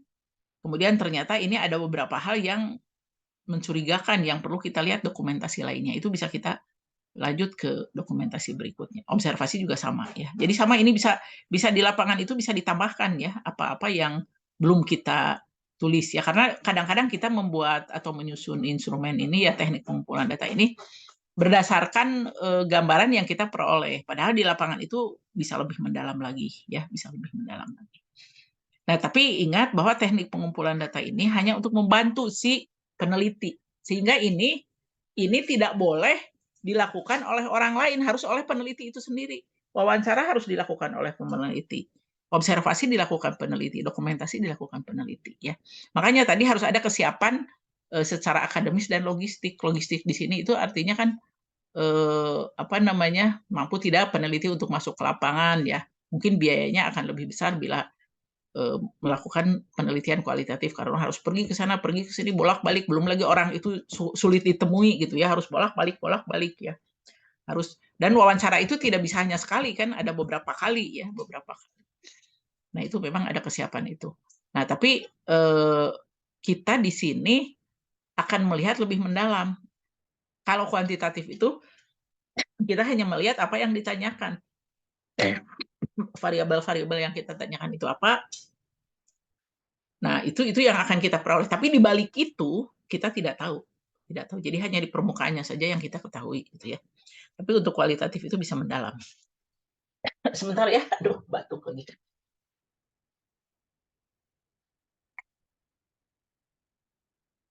Nah, kemudian nah ini ya. Dan sebut triangulasi itu begini. Kita bertanya pada sumber data yang sama, misalkan pada kepala sekolah dengan wawancara. Tapi kita juga observasi. Kemudian untuk menguatkannya juga kita minta dokumen-dokumen yang tadi telah disampaikan oleh kepala sekolah pada saat wawancara. Jadi ini untuk menguatkan. Nah, bisa saja kepala sekolah mengatakan ini berjalan dengan baik, ini begini, difasilitasi dan lain sebagainya. Tapi ketika kita observasi, ternyata apa yang dikatakan kepala sekolah itu tidak seperti apa jawabannya, gitu ya. Ternyata komunitas belajar itu tidak difasilitasi dengan baik, misalkan ya. Lalu dalam dokumen-dokumennya juga tidak jelas, gitu ya, dokumennya itu. Mana absen, mana notulensi, mana apa, tidak disusun dengan jelas ya, dengan baik gitu ya. Padahal kepala sekolah itu ikut bertanggung jawab juga terhadap komunitas belajar tersebut. Kemudian bisa juga triangulasi sumber data. Misalkan kita wawancara dengan pertanyaan yang sama ke si A, ke si B, ke si C. Mungkin ke A itu ke guru ya, atau ke ketua atau ke kepala sekolah lah, ke kepala sekolah. Kemudian B ini kita ke guru, C ini mungkin ke guru lagi ya, atau misalkan ke pengawas. Nah, ini kemungkinan dari 3 ini ada hal-hal yang berbeda dan ada hal-hal yang sama ya. Nah, ini hal-hal yang berbeda ini bisa jadi masukan untuk nanti dalam temuan penelitian ya, dalam temuan penelitian.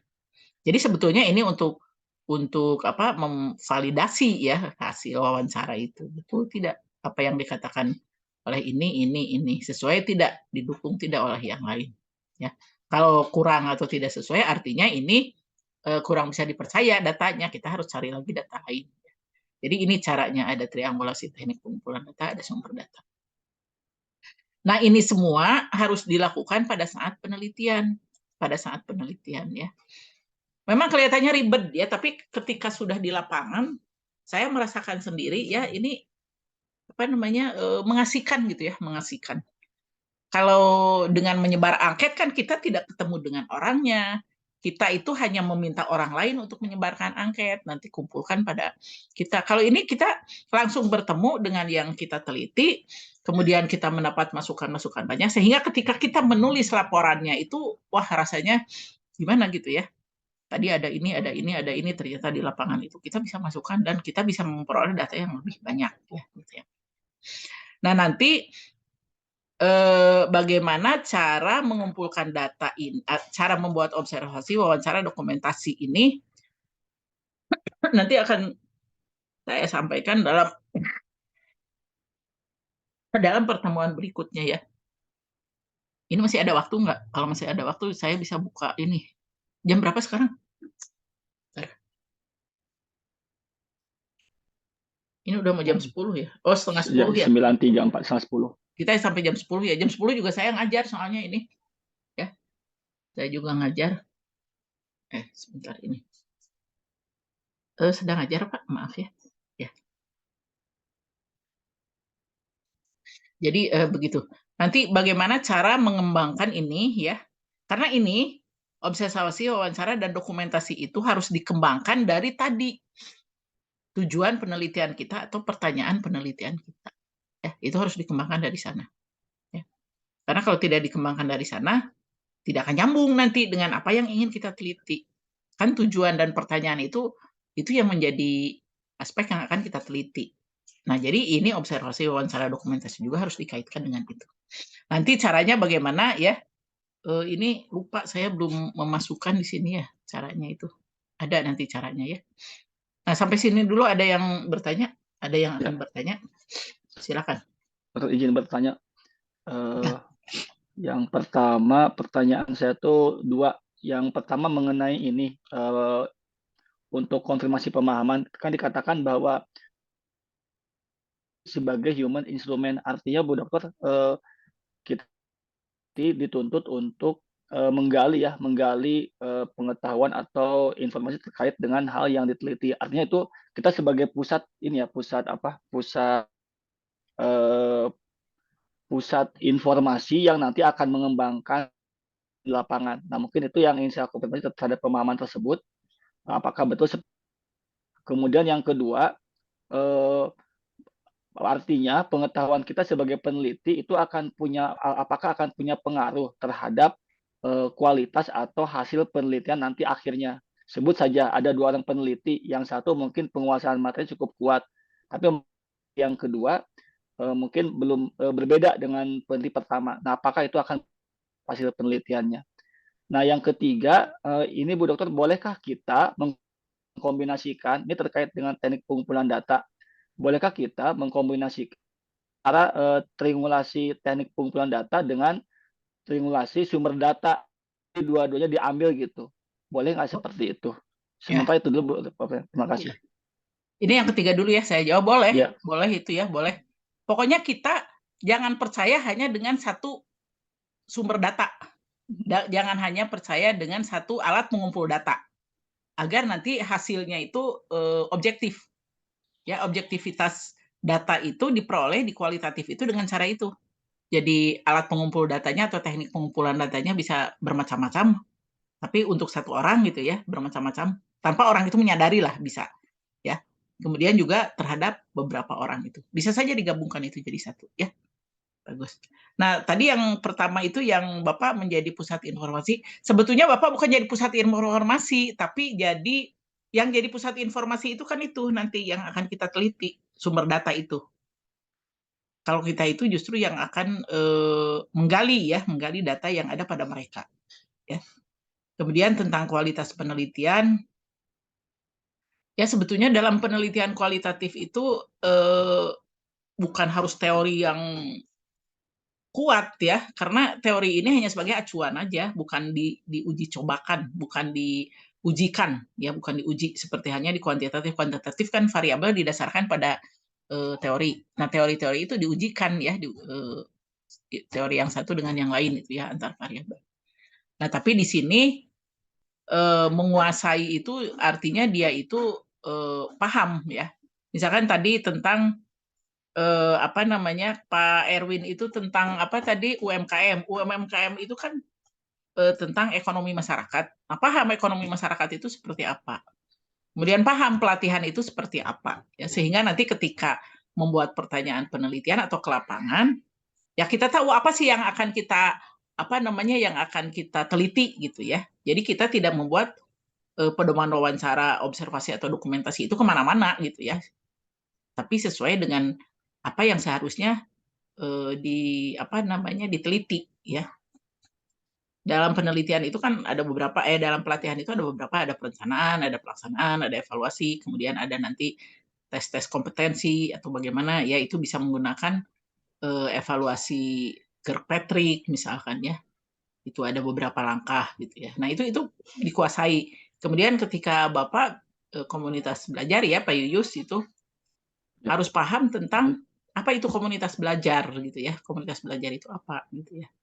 Sehingga nanti ketika ke sana, aspek-aspek dari komunitas belajar itu kita bisa teliti dengan apa, dengan objektif, dengan benar gitu ya. Jadi kita tidak kemana-mana. Kita mau meneliti tentang komunitas belajar, tapi kita bicaranya tentang apa namanya, pembelajaran di kelas gitu ya, seperti halnya pembelajaran di kelas ya. Saya ini pernah ya seperti inilah. Saya kebetulan mengajar tentang perencanaan strategik ya di S2 yang lain.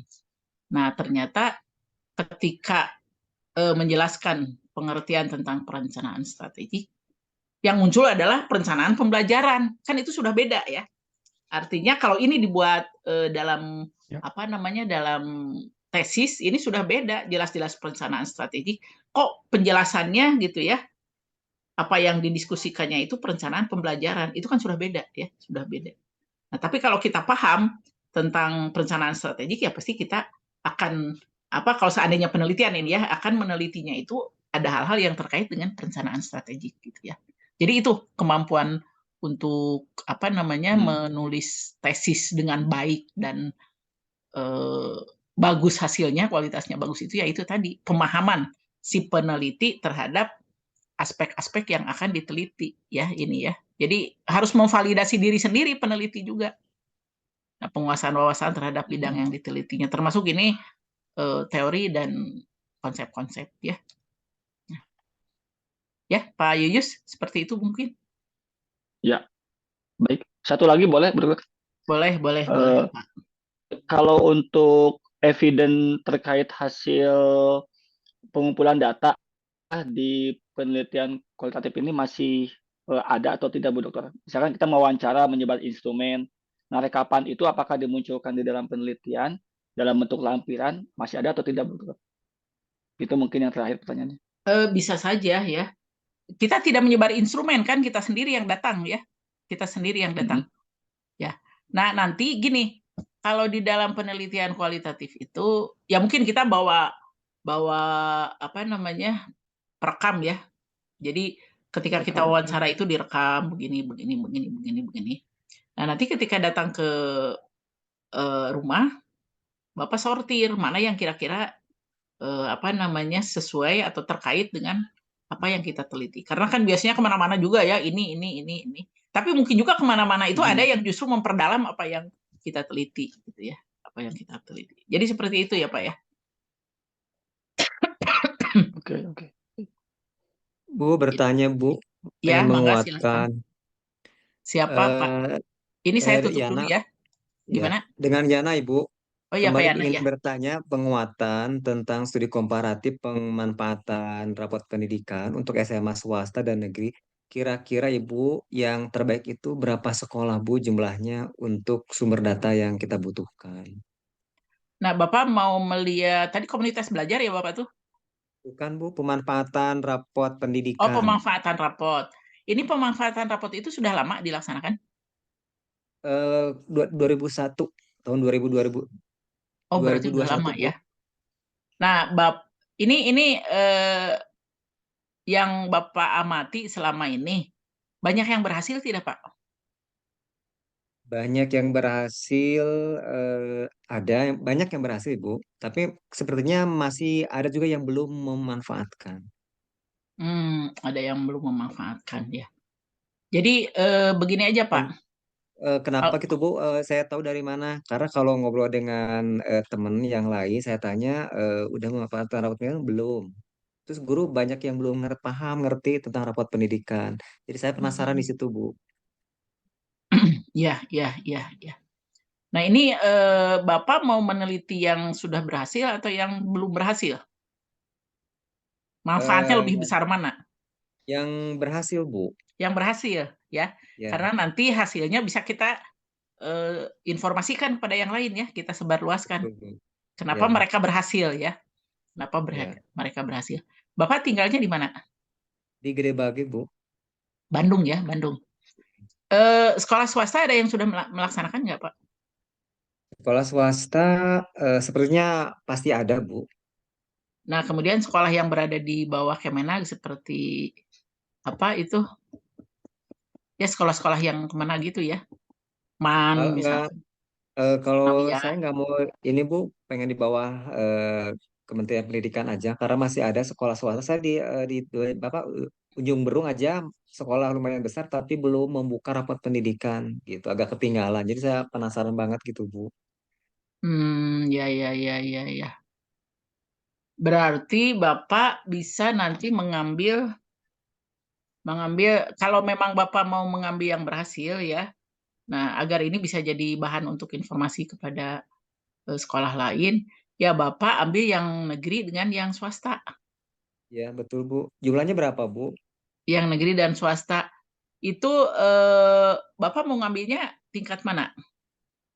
SMA, Bu. Nah, tingkat SMA. Misalkan negerinya negeri yang berhasil itu ada sekolah negeri favorit misalkan. Di Ujung Berung itu kan ada SMA berapa itu yang favorit? Ada SMA 24, 24 23 ya. juga ada ya. 24, 23. 23 ada, 26 ada. Tapi jangan di satu wilayah, Pak. Kalau di satu wilayah itu kan Ujung Berung itu wilayah Bandung mana? Bandung Timur, Bu. Bandung Timur. Nah, Bapak Jadi saya misalkan ngambil dari Bandung Timur, ngambil dari Bandung Barat, eh, yang banyak berhasil di mana? Bandung Timur banyak yang berhasil. Bandung Timur bisa juga, Ibu. Ibu, kalau saya cenderung ke ini, Bu, yang swasta sama yang negeri begitu, Bu. Nanti Iya, dibandingkan. iya, tapi jangan di satu ini. Misalkan swasta di Bandung Timur dan negeri di Bandung Ya, Timur. ya Kemudian begitu, Bu. ambil juga di wilayah lain, swasta satu, negeri satu. Ya. 4 Jadi sekolah saya kira jumlahnya cukup lah. berapa 4 sekolah, Bu? sekolah cukup. 4 sekolah Siap, Bu. cukup. Jadi Ya, 2 swasta, 2 negeri ya, Bu ya, 2 swasta, 2 negeri, tapi dengan yang berbeda ininya. Yang lokasinya. berbeda apa namanya wilayahnya. Kalau bisa malah ini ada yang wilayah yang mungkin agak beda ya, wilayah yang sekolahnya itu di kota dengan yang agak ke pinggir Pinggiran. kota. Agak beda kan? Mangga siap, Bu. Ya, Nah, kalau mau ya seperti itu juga bisa, Pak. Jadi yang di kota dengan yang di pinggir kota. siap, Bu. Mungkin agak Jadi beda nanti ya. judulnya, ya, nanti judulnya dirubah nggak Bandung Timur begitu ya, Bu ya? Bisa saja Bandung Timur, tapi di sekolah swasta dan negeri di Bandung Timur. Ya, Atau nanti sekolahnya di mana nanti di bab 3 ditulisnya ya. ya. Siap, Ibu. Ya, mangga. Yang lain ada yang akan bertanya lagi? Izin bertanya, Bu. Saya Mangga. Winda. Bu Winda ya, silakan Bu Winda. Ibu, punten, saya tuh meneliti tentang pengaruh asalnya berjudul pengaruh prestasi non akademik terhadap prestasi akademik di sekolah. Nah, saya itu soalnya banyak sekali siswa yang eh, disorot itu hanya akademiknya saja. Sementara kan siswa itu tidak hanya mempunyai kemampuan di akademik, tetapi ada juga yang non akademik. Nah, Ya. Saya itu pengen meneliti bahwa siswa yang mempunyai prestasi non akademik itu punya pengaruh atau punya prestasi juga di bidang akademik. Gitu. Mhm. Jadi saya pengen menghapus atau apa ya, eee, merubah bahwa tidak hanya siswa yang mempunyai akademik saja yang berhasil, tetapi siswa yang mempunyai prestasi di non akademik juga akan berhasil. Seperti itu, Bu, mungkin. Terima Ya, kasih. ya. Eee, Ibu harus hati-hati membuat judul ya. Itu kalau pengaruh itu kuantitatif, Ibu. Ya, saya ganti jadi dampak, Bu. Ya, Dampak, bisa dampak iya. dari apa tadi? Dampak prestasi non akademik terhadap prestasi akademik di sekolah. Di sekolah. Nah, paling itu ya, paling itu. Nah, kemudian itu apakah ada ininya tidak? Ada apa namanya? Ada alat ukurnya enggak di sekolah? Alat ukurnya mungkin saya melihat dari prestasi si siswa di non akademik dengan prestasi di akademiknya, contohnya di nilai rapot gitu, Bu.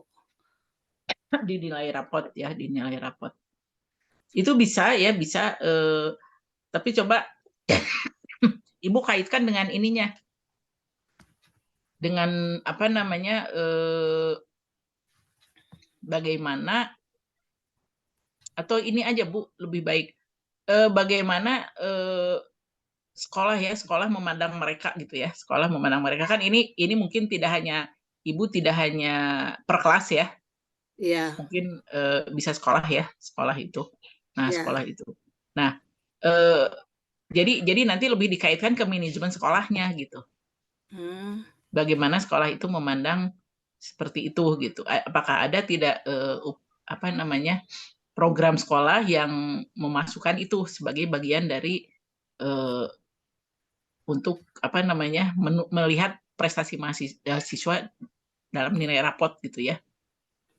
ya, sementara kalau misalkan saya lihat ya, kebetulan saya juga aktif di bidang prestasi non akademik ya, Bu, ya.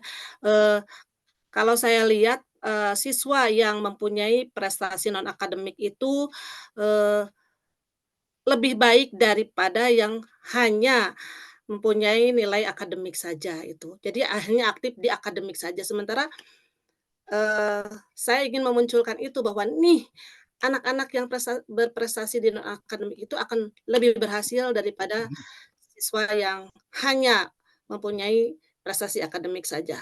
Begitu Ya, saja mungkin. ya tapi sekolah ikut ikut berperan serta di sana. Iya, sekolah Jadi juga bukan hanya guru dengan kelas yang walinya yang jadi wali kelasnya gitu. Tidak ya, jadi tapi sekolah dari juga berperan. sekolah mungkin ada pelatih juga ya, Bu, ya. Guru juga mungkin dengan dukungan guru mungkin tidak akan ini. Ya berarti itu ada unsur manajemen ya, manajemen sekolah itu. Jadi gini ya, intinya gini. Bagaimana sekolah memanage anak-anak yang berprestasi ya, sehingga apa namanya mereka itu bisa bisa juga dalam aspek akademisnya juga berprestasi atau bagaimana? Pokoknya intinya itu ya Bu ya, lebih ke arah manajemen lah ya, bagaimana ya Iya, intinya. Kalau hanya dampak misalkan dampak non akademis terhadap prestasi non akademik terhadap prestasi akademis itu belum menunjukkan adanya apa namanya aktivitas manajemen ya, aktivitas manajemen. Bisa saja itu guru yang melakukan atau sekolah yang melakukan, tapi bagaimana mengelola itu agar menjadi sesuatu gitu ya, yang membanggakan bagi sekolah itu ya. Jadi kita larinya ke itu aja lah, ke bagaimana mengelola itu ya, mengelola itu. oh iya, Mengelola hal-hal tersebut. Coba Ibu carilah judulnya seperti apa ya. Coba cari. iya, Kalau kesulitan mencari judul itu bisa dibuka di jurnal ya. Jurnal-jurnal itu banyak. Ada iya. kaitan enggak yang dengan Ibu Saya juga teliti? membuka dari jurnal, Bu, dan Mhm. yang tadi yang awal itu memang kualitatif gitu. Iya, Tapi saya diskusikan kembali dengan teman-teman bahwa itu lebih baik dampak saja gitu yang betul, dampak. dan di sini juga nih ada rumusan masalahnya juga bagaimana prestasi non akademik seperti keikutsertaan dalam kegiatan ekstrakurikuler, olahraga atau organisasi siswa berpengaruh terhadap pencapaian akademik siswa. Mhm. Itu rumusan Iya. masalah. Ya, jadi ini kan kalau mereka punya prestasi di luar ya, non akademik, biasanya kan minta izin dari sekolah ya untuk ikut Betul. apa. Nah, di sini kan sekolah itu juga memanage mereka kan agar Iya, itu iya. tidak mengganggu pembelajarannya. Nah, ini manajemen sekolahnya itu untuk bagaimana cara sekolah memanage mereka. Nah, itu yang harus Yang jadi intinya ya, Bu. dilakukan di sini ya dalam penelitian Ibu. Jadi muncul manajemennya gitu ya. Bagaimana memanage anak-anak yang memang punya prestasi akademik, non akademik ya, Ya. agar mereka itu juga bisa berprestasi di sekolahnya gitu ya. Nah, itu bagus sih sebetulnya diangkat ya. Hal yang baru ya. Tapi ya itu tadi harus hati-hati dengan judulnya ya, Bu ya. Ya. Ya. Iya. Terima Ada kasih, lagi? Bu. Ya, Mas mangga, Basmas. sama-sama. Ada lagi yang akan bertanya?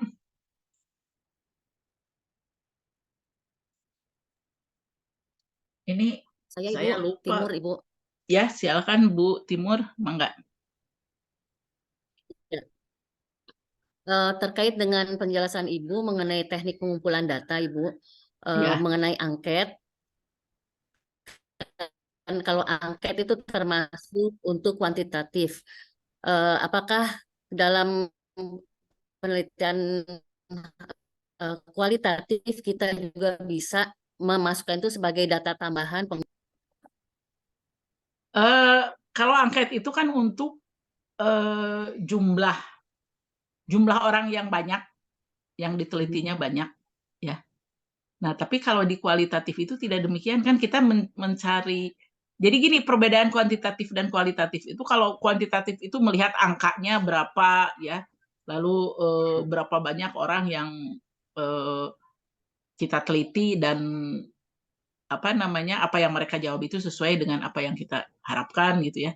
Nah, tapi kalau kualitatif menggali, Bu, mencari makna. Jadi tidak boleh dengan angket. Kalau angket kan sudah ditentukan jawabannya A, B, C, D gitu ya jawabannya itu. Mereka memilih opsi.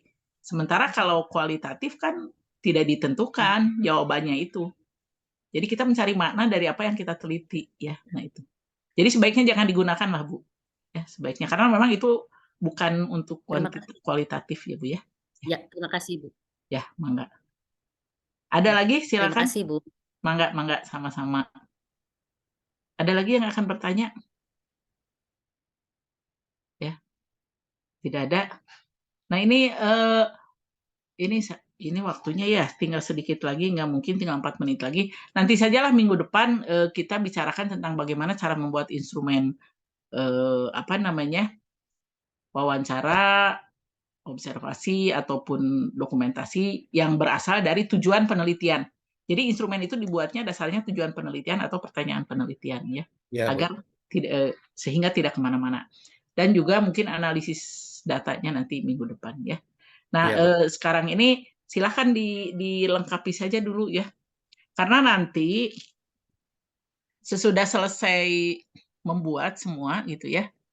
Nanti mungkin satu persatu akan konsultasi dengan saya atau diskusi dengan saya ya tentang apakah ini layak atau tidak ya desain ini. Ya. Jadi kalau mungkin nanti ada waktu dari Pak Agus sudah sampai mana pembuatan buku?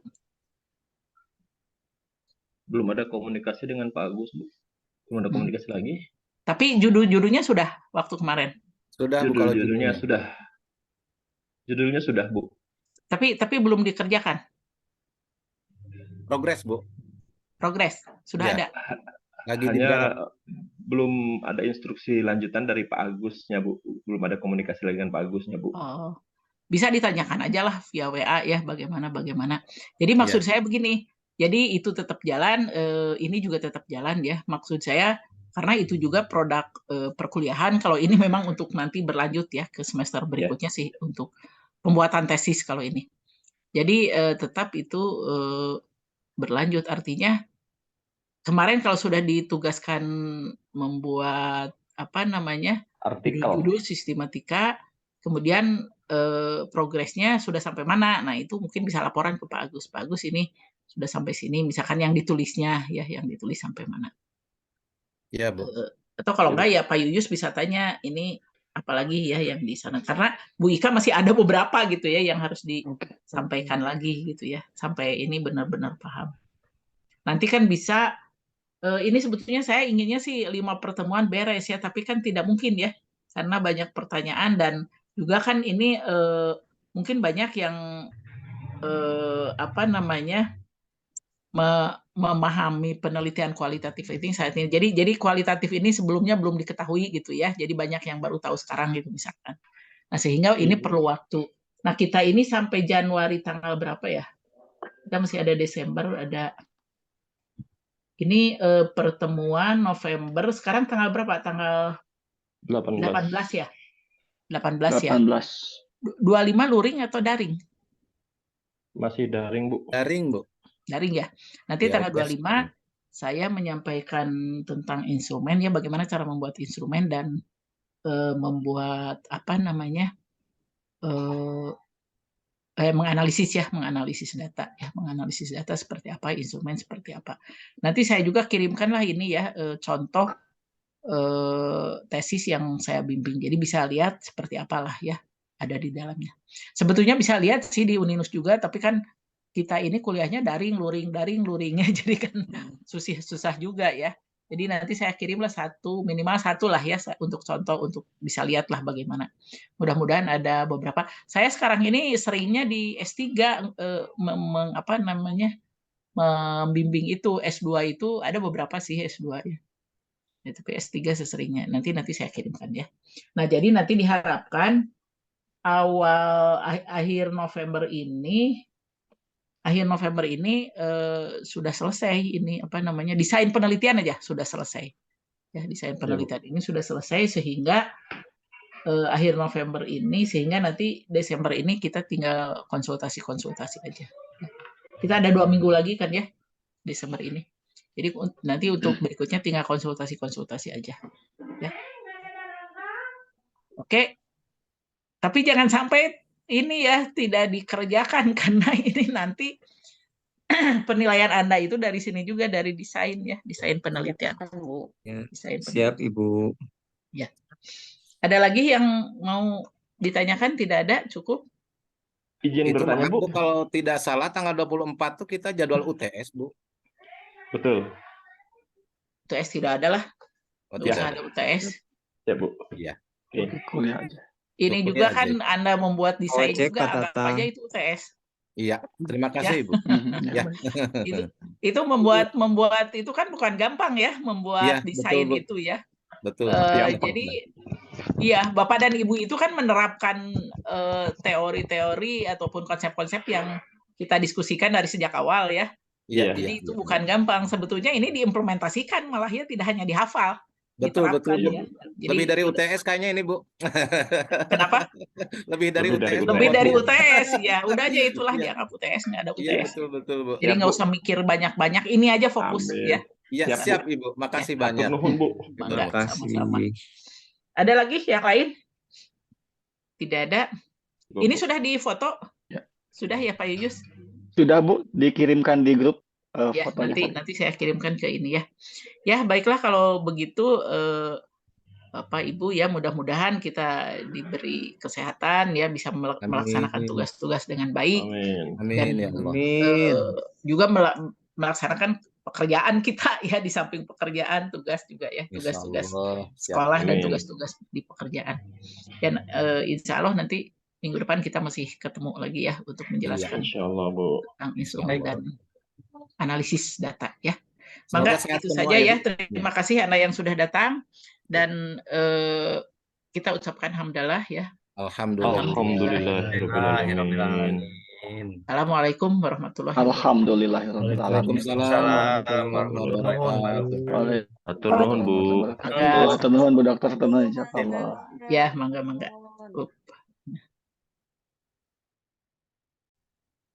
Masih di link yang ini, Kang Ketua, tanggal muka 2, Manawi? Udah ngalih. Kedah ngalih. Oh, ngalih. Berarti keluar heula. Ngalihnya. Keluar heula. Ya, Assalamualaikum. Assalamualaikum.